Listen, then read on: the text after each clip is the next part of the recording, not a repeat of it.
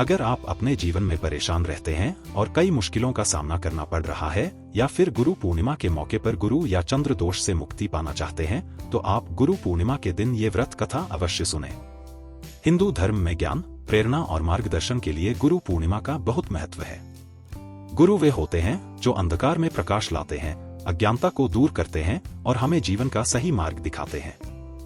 गुरु पूर्णिमा को व्यास पूर्णिमा और वेद पूर्णिमा के नाम से भी जाना जाता है। यह पर्व हर साल आषाढ़ मास की पूर्णिमा तिथि को मनाया जाता है।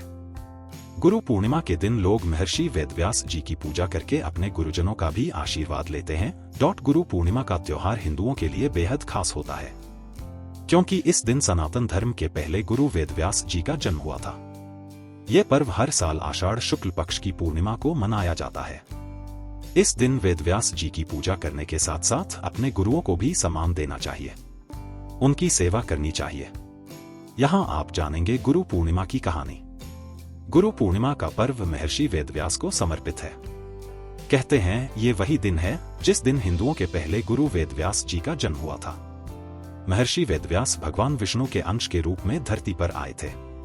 इनके पिता का नाम ऋषि पराशर था और माता का नाम सत्यवती था। वेदव्यास जी को बचपन से ही अध्यात्म में काफी रुचि थी। उन्होंने अपने माता पिता से प्रभु दर्शन की इच्छा प्रकट की, जिसके लिए उन्होंने वन में जाकर तपस्या करने की मांग की, लेकिन उनकी माता ने इस इच्छा को नहीं माना। महर्षि वेदव्यास ने अपनी माता से इसके लिए हठ किया और अपनी बात को मनवा लिया, लेकिन उनकी माता ने आज्ञा देते हुए कहा कि जब भी घर का ध्यान आए तो वापस लौट आना। इसके बाद वेदव्यास जी तपस्या हेतु वन में चले गए और वहां जाकर उन्होंने कठोर तपस्या की। इस तपस्या के पुण्य से उन्हें संस्कृत भाषा में प्रवीणता हासिल हुई। इसके बाद वेदव्यास जी ने चारों वेदों का विस्तार किया, साथ ही महाभारत, 18 महापुराणों और ब्रह्मास्त्र की रचना की। इसी के साथ उन्हें अमरता का वरदान प्राप्त हुआ। ऐसी मान्यता है कि किसी न किसी रूप में महर्षि वेदव्यास आज भी हमारे बीच में उपस्थित हैं। इसलिए हिंदू धर्म में वेदव्यास जी को भगवान के रूप में पूजा जाता है और गुरु पूर्णिमा पर इनकी विधि विधान पूजा की जाती है। पूर्णिमा व्रत की कथा। इस व्रत में सत्यनारायण पूजा का विधान है। इस पूजा के लिए कोई विशेष तिथि नहीं बनाई जाती है, बल्कि किसी दिन प्रातः काल अथवा शाम में सत्यनारायण देव की पूजा कर सकते हैं। हालांकि शाम का समय अनुकूल माना जाता है। कथानुसार एक बार महर्षि नारद ने भगवान विष्णु से कहा, आप तो पालनहार हैं, सर्वज्ञाता हैं।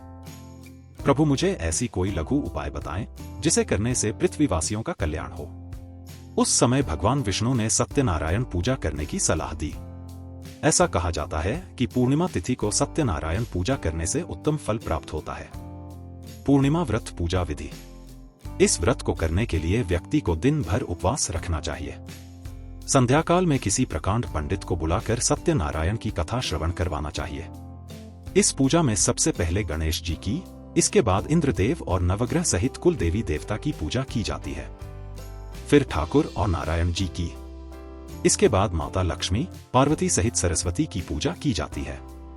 अंत में भगवान शिव और ब्रह्मा जी की पूजा की जाती है। भगवान को भोग में चरणामृत, पान, तिल, मोली, रोली, कुमकुम, फल, फूल, पंचगव्य, सुपारी, दूर्वा आदि अर्पित करें। इससे सत्यनारायण देव प्रसन्न होते हैं। इसके बाद आरती और हवन कर पूजा संपन्न किया जाता है। साधक आर्थिक क्षमता अनुसार व्रत एवं पूजा का निर्वहन कर सकते हैं।